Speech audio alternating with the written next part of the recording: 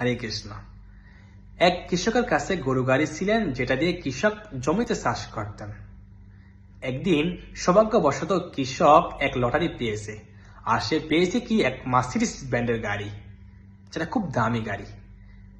কৃষক ভাবতে শুরু করে দিলেন যে পেয়েছি তো পেয়েছি, খুব ভালো হয়েছে, এটা দিয়ে আমার কৃষি কাজে ব্যবহার করব, জমি চাষের কাজে ব্যবহার করব, এবং সে করতেও শুরু করে দিলেন।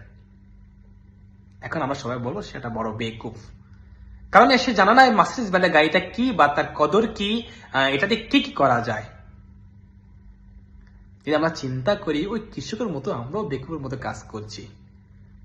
অনন্তকাল অনন্ত জনিতে আমরা জন্ম মৃত্যুবরণ করেছি, কতবার পশু পাখি গাছপালা কীট পতঙ্গ হওয়ার পর আমরা একটা মার্সিডিজ ব্র্যান্ডের মতো একটা দামি বডি পেয়েছি,